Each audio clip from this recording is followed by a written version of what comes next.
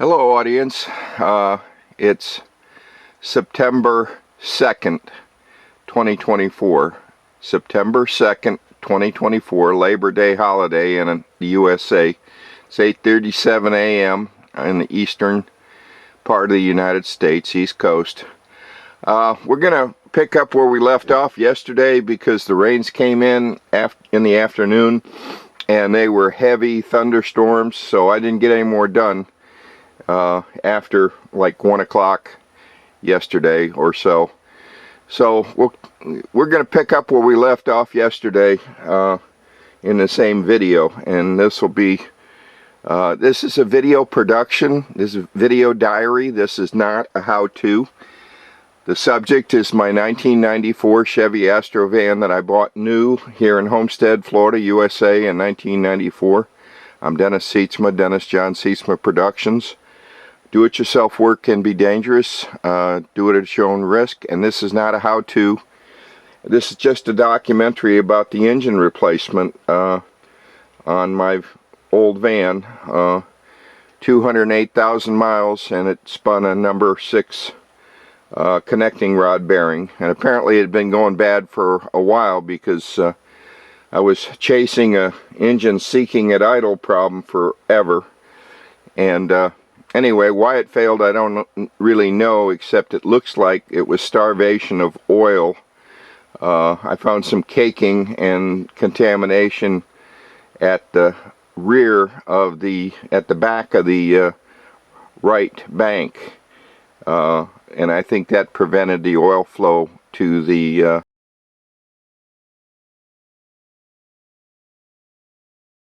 lifter for number 6, and I think that's led to the failure. But how I would know I had that problem would be only if I had removed the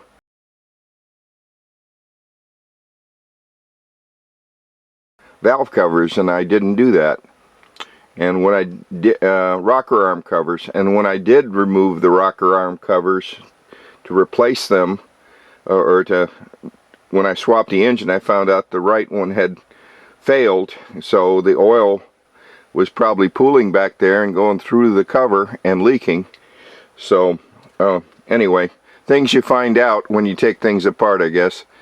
So now we're gonna continue with the engine wiring and sensors and spark plug wires. I got both the exhaust manifolds installed the other day after having to run a tap through all of the exhaust manifold holes and going with new bolts that I bought online from hard to find bolts via Amazon.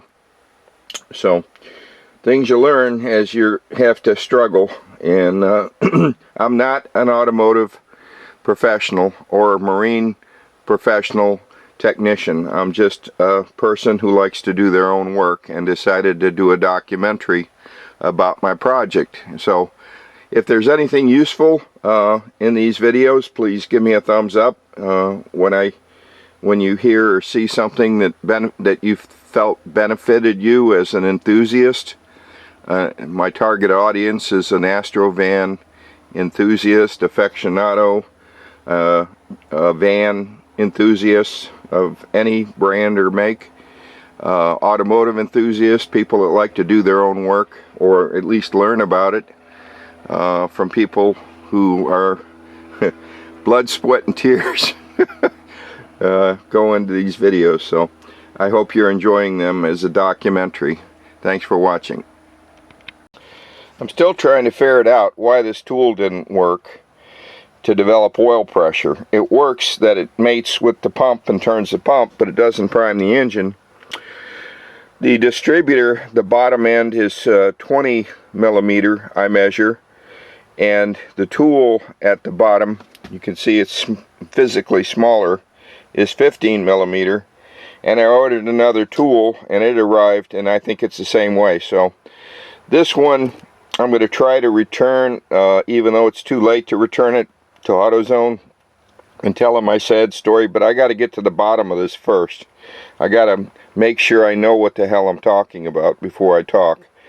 And what I will do the other tool I ordered that came from, I'm going to return that one because I'm within the time frame, and it's almost identical to this one, although I haven't finished testing it yet. I'll do all that stuff when I set the baseline timing after I finish with the engine wiring. At least that's my plan for today. And I found that if you go to Rock Auto, you can actually buy these manuals, or at least one of them, and it's affordable. So any enthusiast, aficionado that's serious about wanting to have the same information that I have can get these books at Rock Auto. Okay, the first thing I did today was install this sensor that I don't know what it does, but it's some kind of coolant sensor, and it goes into the block. The one above it, the hole above it, has the knock sensor that goes into the head, and I don't know what that sensor does without doing research and reading the manual. And I'm going to go through this wiring and install this wiring today on the left bank on the driver's side. But the coolant sensor I just put in was a 13 16ths spanner open end wrench, and I had a 13/16 box wrench in case I needed it, but I didn't need it. So next I'll put in the knock sensor and we'll go from there. And I did order some wire from Pacer Group, but all this wiring I've checked continuity wise and everything's good. The only thing I'm going to replace is this long one that goes to the air conditioning compressor. I'm going to replace that when the wire arrives from Pacer Group. It hasn't arrived yet, and it's a Monday, September 2nd, 2024. Thanks for watching. Okay, next I'm going to install a knock sensor, and of course it can't be 13/16. It had to be a different size. It's 7/8 of an inch. So I have a 7/8 box wrench and 7/8 inch open end wrench or spanner. And there's two knock sensors on this engine, one on the driver's side on the left bank, and I think there's one on the back of the engine somewhere. So I have to refer to the service manual and study that to see where the other knock sensor goes. But I'll install that next onto the next segment. Okay, I got the knock sensor installed now, so that's job done. Those knock sensors are very reliable. They seldom ever fail, but they do fail. I've had to replace one in the last 30 years on this engine, or this vehicle I should say. And underneath you can see the coolant sensor, and like I say, I have to read the service manual and do some study to understand what that one does. And I think there's a hole in the back of the engine here where I do the other knock sensor, but I have to study the manual to ferret that out. So we'll move on next to the wiring here that looks like a rat's nest, but all the wires are good. I wish I had the time and the resources to build a new, get all these wire colors and build a new wiring harness, but I don't have time for that, or the money to do it. But you can see that this air conditioning one is pretty chewed up, so I'm going to replace that. The others look alright. I've seen worse. At least the insulation's not cracking or falling off the wires. So I'll be connecting this stuff up next. And as far as the spark plug wires go, they have some standoffs here, and I have to study where those go and do that.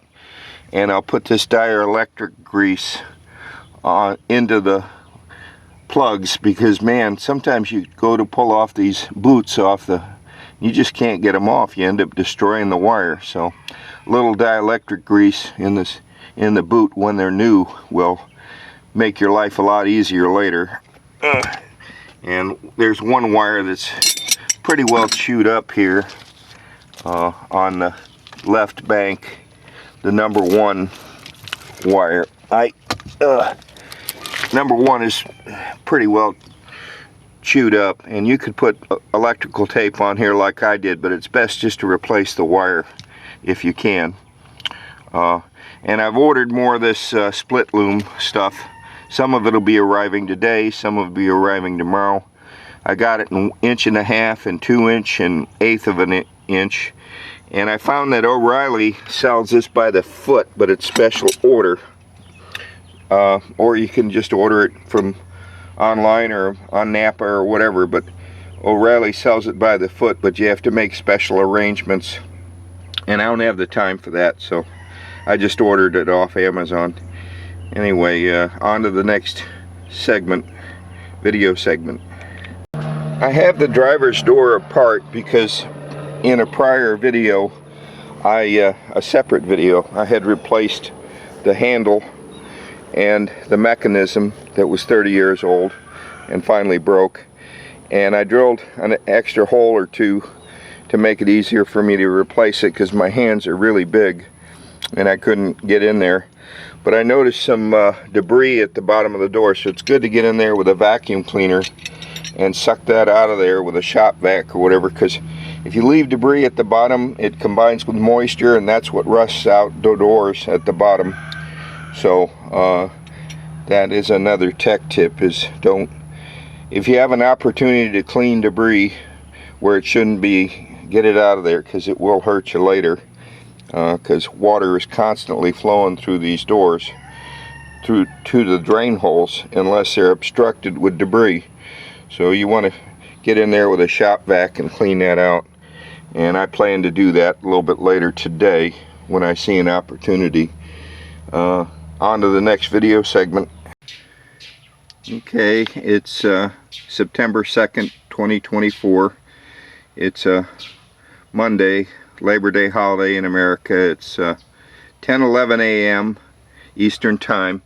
I installed the other knock sensor, and there's like 3 bolt holes there, and it's of the 3, it's the lower left hand side of the pattern, and I don't think it really matters, but to tighten it I used a 7/8 inch opened end spanner. But both of these sensors for knock are in parallel going to the computer, powertrain management control module, PCM is what the service manual calls that computer.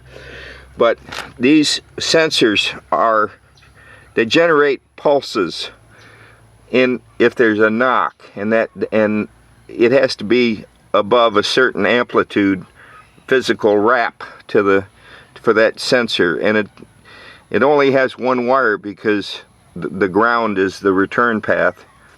So for that reason, the knock sensors are really important.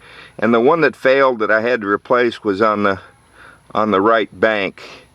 And like I said, what I think caused the failure of my other engine is my oil, the rocker arm cover, valve cover on the right hand side developed a hole, and the oil was leaking and wasn't pooling to go into number 6, and that's what I think caused number 6 connecting rod to fail. Plus there was some coking back there. Now that I've got the knock sensors installed, I can move on to some other things. But one of the first things I want to do is I have to research and ferret out where this ground wire goes. That ground wire is really important and goes on the back of the engine somewhere here. I got to ferret out where. One of the reasons I'm doing these videos and taking all these photographs is if I have any problems and have to take this engine out again or do something else in the future, I'll have all this research on video and photographs, and I won't have to study the manual so much. I'll have it already researched and in my files, and I hope this helps other enthusiasts. That's my target audience, is Astro van enthusiasts and aficionados, or people that like this General Motors 4.3 liter engine and want to know its secrets. This is the RPO L35 version, which has the Spider, the CPI fuel injection that is infamous, or infamous, I should say. People, they had, the problem they had with the Spider often wasn't the Spider, is the regulator would fail, or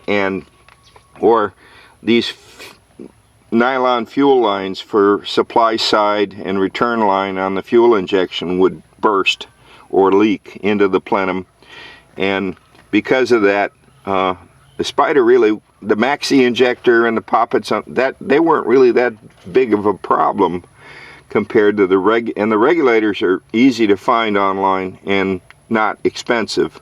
Some of them, I'm amazed how many people make the regulator for this engine, for the CPI. But that said, I've got extra Spiders, and GB Remanufacturing does those for Rock Auto, and I just looked at the Rock Auto site last night and I see there's one available. So all you people in the audience that have CPI and want to keep CPI, because it's cheapest to keep CPI, and there's other people say sequential fuel injection is better, but the jury's still out on that, and there is a big difference of opinion between enthusiasts and aficionados as to which system's better. But I saw on Roadkill, or Engine Masters, that they were testing an engine with CPI, or not CPI, but fuel injection versus carburetor, and when they were done with that, they said the next show we're going to go from, we've gone from carburetor to fuel injection, now we're going to go from fuel injection to sequential fuel injection, and run the curves on Engine Masters. Freiberger and crew. Freiberger does the most of the talking. But anyway, now that I got the engine knock sensors, I can move on to the grounding and bonding, and then the rest of the sensors. And a lot of the sensors are already installed because they're on the upper plenum on this CPI engine, this RPO L35. VIN W is whiskey. VIN is vehicle identification number. I have to explain all this because I say it online in Facebook or different social media groups.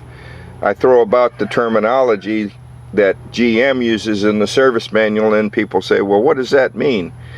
And the service manual you can get on Rock Auto, at least one of them. I think the unit rebuilding from '94 you can get. So, but anyway, look at Rock Auto and look under documentation, and you'll see what they got. So, on to the next segment. I got to take a short break. Before I take a break, it's 10:21 in the AM. This cable assembly, which is really important for the engine function, is too close to the exhaust manifold, and I can see where it's overheated in the past. So to make this harness that's 30 years old away from the block, I got to remove this tube, which is the transmission fill tube. And this is one of the reasons I like to do my own work, is little details like that may not have come to the attention of a shop or a general mechanic, and they just put it back the way they found it. I always try to improve things or correct past mistakes. Now in the past I've had this tube out and I put a new gasket where it goes into the 4L60E transmission. So I need to take this loose, and there's a bolt that holds it to the back of the transmission. So I need to get underneath the van, take that bolt out, and pull this tube out, and then move this wiring harness to the back of this to get it. There's plenty of room back here behind it, and that will prevent any damage in the future from heat from the exhaust hitting that cable. Now I have ordered 1¼ and 2 inch, or 1.5 inches I should say. 1¼ would have been perfect, but I couldn't get it, so I ordered 1.5 inches, and I'll put some extra split loom on here to protect the wiring when it arrives. This split loom is deteriorated over time and needs replacement, so we'll get to that here in a little bit. Put a new split loom on here, or probably not all of it, just the part that's deteriorated here and chewed up. And then I'll move this cable behind this tube here for the transmission fill level. So, and I've already got one ground cable connected here, and we've got to route this the way it wants to be routed and do all the other sensors and spark plugs. And one of the reasons I say I'm doing these videos is not only for the enthusiasts, so if I have to take it apart and put it together, I have plenty of photographs so I know how it was. Now, I had mentioned earlier that I had a deterioration of this one PVC pipe, and there's not even a valve in it, but it's got a hole in it where it rubbed. And I noticed the new valve cover, it's built, you can't replace it, it's built right in the port there is built right in the valve cover, so I don't need this tube because it wouldn't work. I could probably replace this with a regular hose or a piece of plastic and do the same thing for that valve there. So that'll save me going to the Chevy dealer to get that part number, I guess, because the valve cover that came in, it was built in. And I lost some sleep over this because I was like, what am I going to do about that? It's different than the way they had it in the past. But, you know, things change over time. So, thanks for watching. I'm going on to the next segment. Boy, oh boy, you can see how chewed up this split loom is for my major cable going to all the sensors in the PCM. That's really chewed up. I'll keep this piece so I can get the diameter off of it. I'll take it inside and measure it.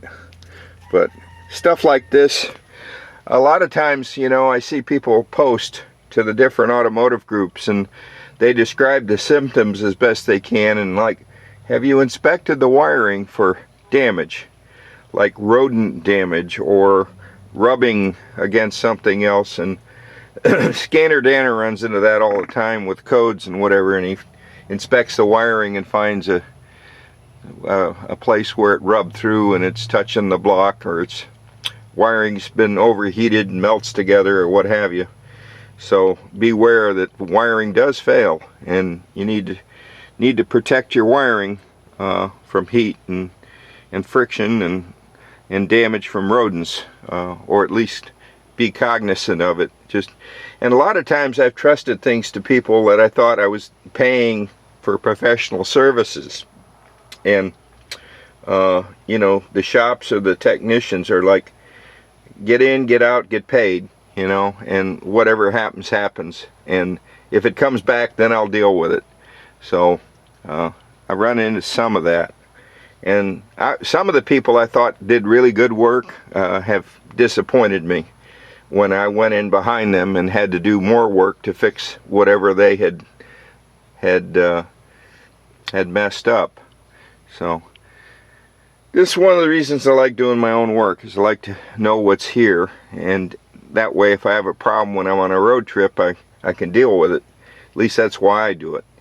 On to the next video segment. It's like 10:30 now on September 2nd, 2024. The sun was out a few minutes ago, and it went from bright shiny weather where I can work on the van to absolute monsoon downpour.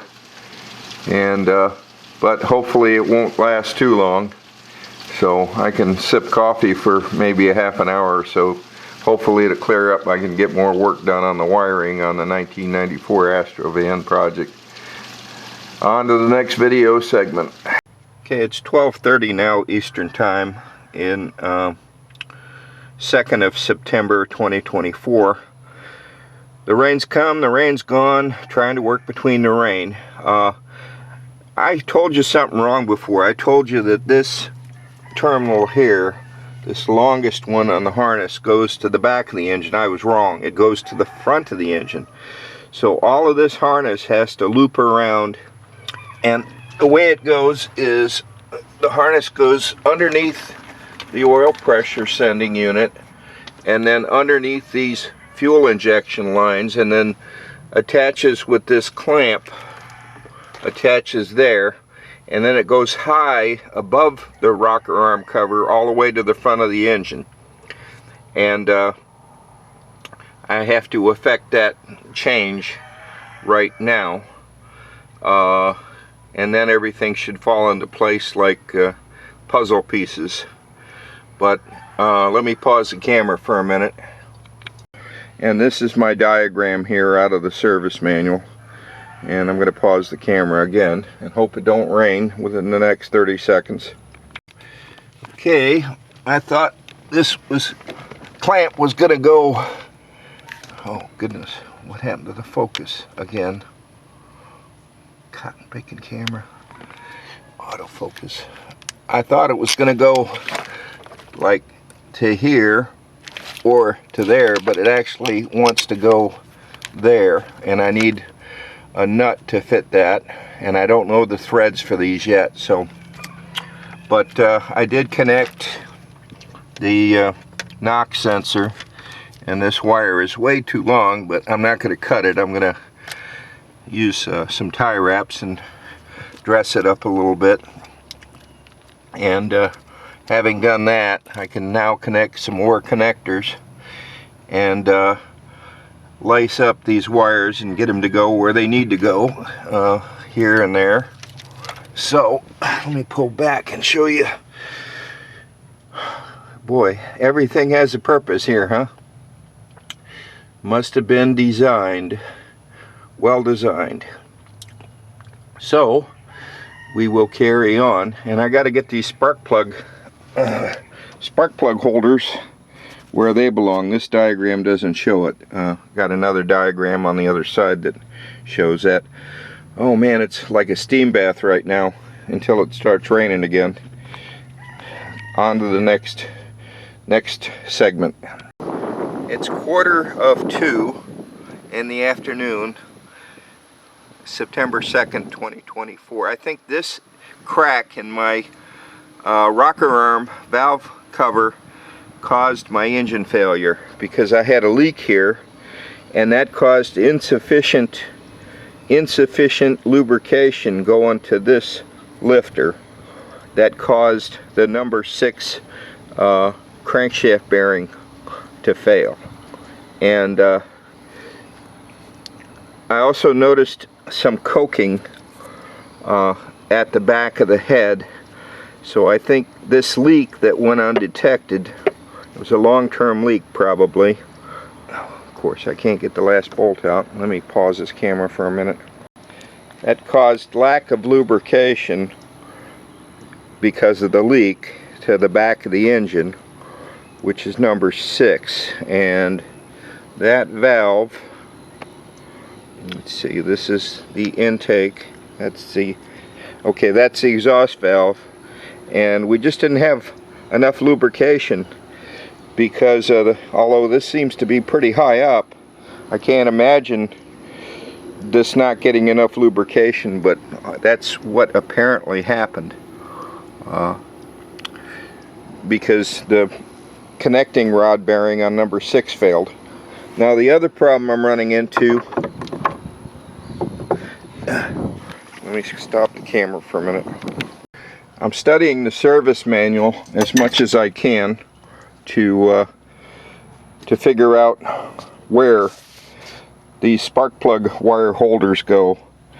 And if I understand this correctly, it looks like the front bolt on the upper plenum has a roll, and the rear bolt on the upper plenum has a roll, or excuse me.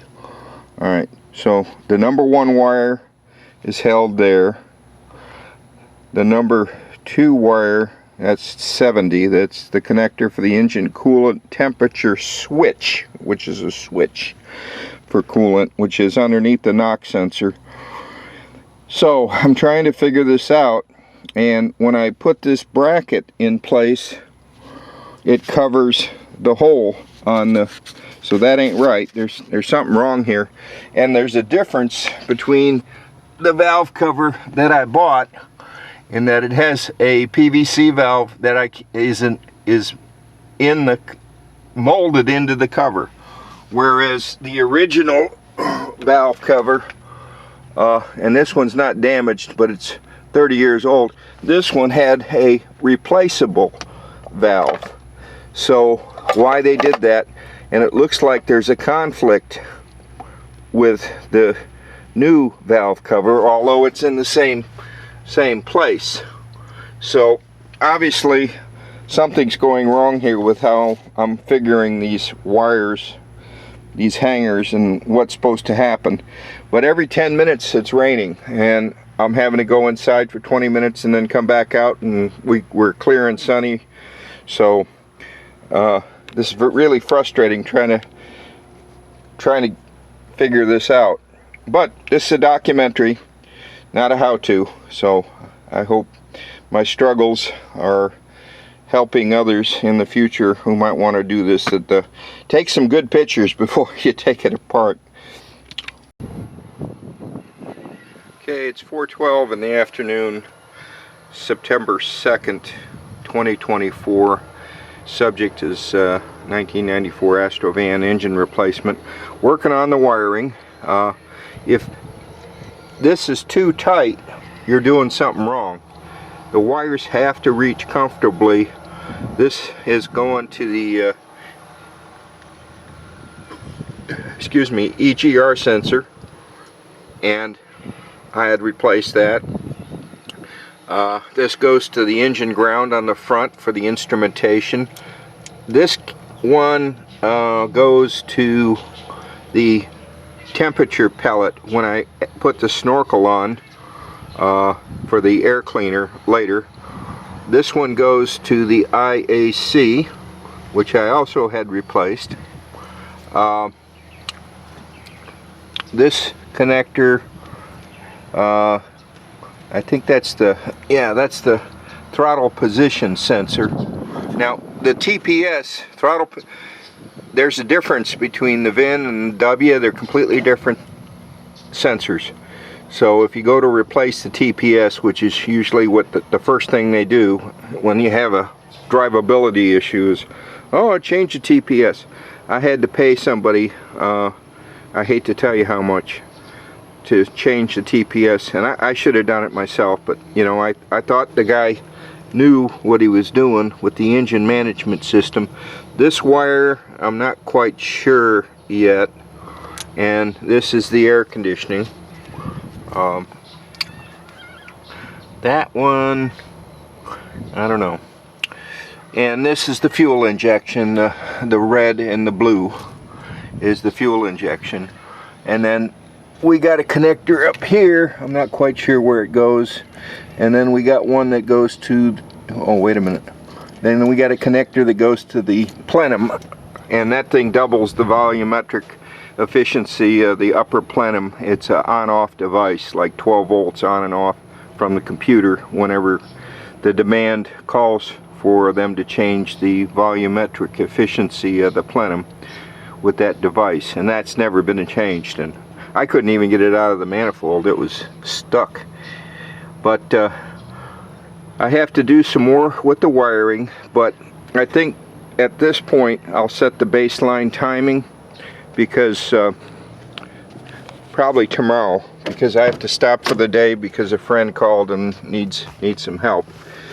But this cable here has a little bit of slack in it, so I'm not going to do this right away, because if I take this tube out to the automatic transmission, the 4L60E, I'm going to start having transmission fluid. So I'm probably going to wait on that, because I got this extra length. I'm going to put this behind the tube because I got plenty of room here underneath, and I'm a little tight here, and I'm not sure if this goes under or over those connectors, because that's very tight there.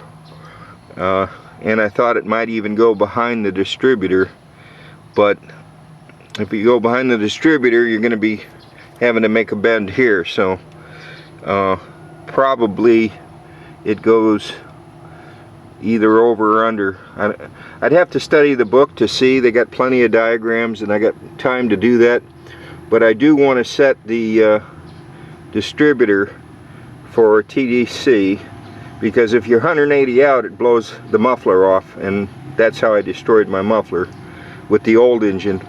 And like I said in the prior segment, well, I still need to figure out the threads on these upper plenum bolts, and I need some nuts to fit those studs. And I got plenty of leftover parts, but none of it seemed to want to fit, so I don't know why I'm having this problem, but with fine, you know, but I took this bolt loose, this one here, so I can compare the threads, but closest I can figure is it's a M6 0.75, which is national fine. Of course it's metric, so it's not national, but in the metric world, M6 fine is 0.75, and I had a die, but it didn't match up for some reason, and then I misplaced the die. Now I can't find the dang die, the 0.075. I've got a 0.5 die, but I can't find the point, you know, and of course the lower the number, the finer the thread, so 0.5 is going to be like ultra fine. But anyway, once I set the baseline timing, I can finish with the spark plug wires, and hopefully by that time I will have addressed more of the wiring issues and the sensors, and then I can attempt, well, I can't attempt to start there. I got to put the front of the engine back together. I got to do the alternator and the power steering pump and the water pump and the radiator, and I also have to fabricate transmission lines, because the old ones are in really bad shape. So I've got the materials. I'm going to fabricate new transmission cooler lines.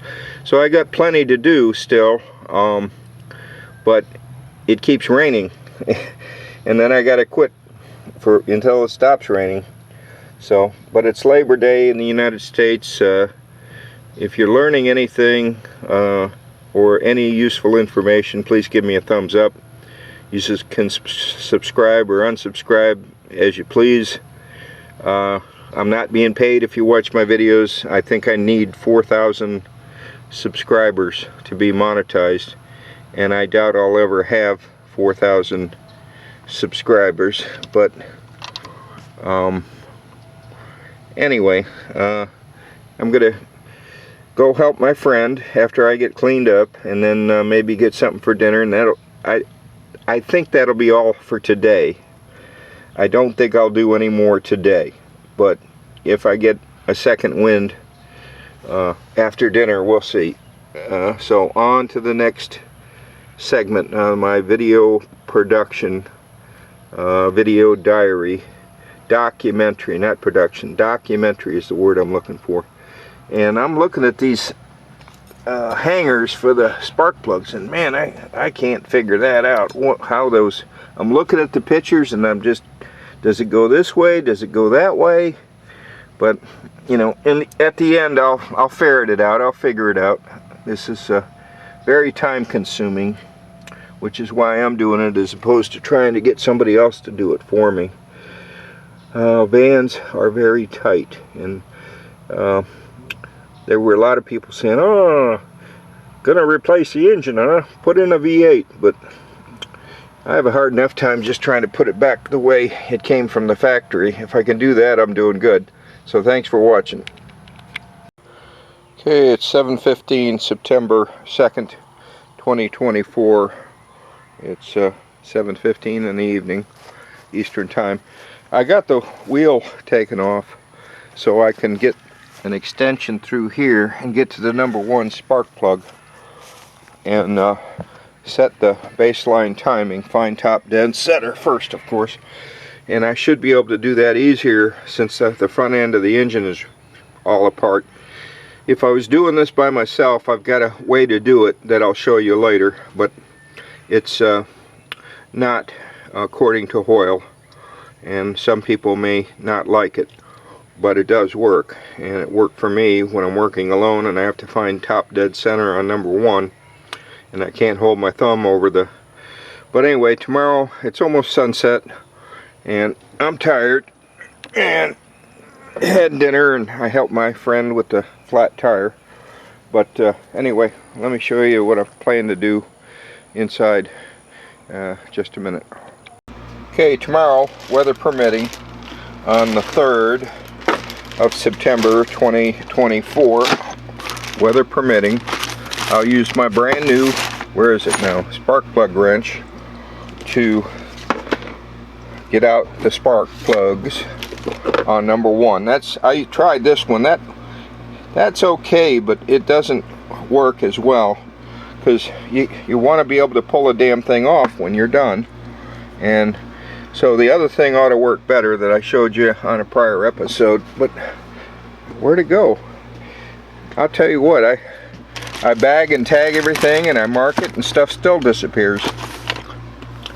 I wonder why or how. But alright, well, love, as they say in the movie. Let me pause the camera again. Well, I will find it somewhere, and I'll get the number 1 spark plug out somehow, and then we'll find top dead center by feeling for compression on the compression stroke, and I'll mark the harmonic balancer with paint, and I'll set the distributor to the mark I had set before I took the engine apart, the old engine of course, and then we'll set the baseline timing electronically once we get the engine running. But we'll also check the oil pressure both with the distributor in to prove that we have, because you won't start an engine without oil pressure. The hydraulic lifters has to have it or things don't work right. So we'll do oil pressure first to prove we got 50 or 40 whatever with the distributor. Then I'll try those primer tools to prove they don't work before I return them, and then I'm going the correct way, which is clockwise. Anyway, all that will be on the 3rd tomorrow, weather permitting. Thanks for watching.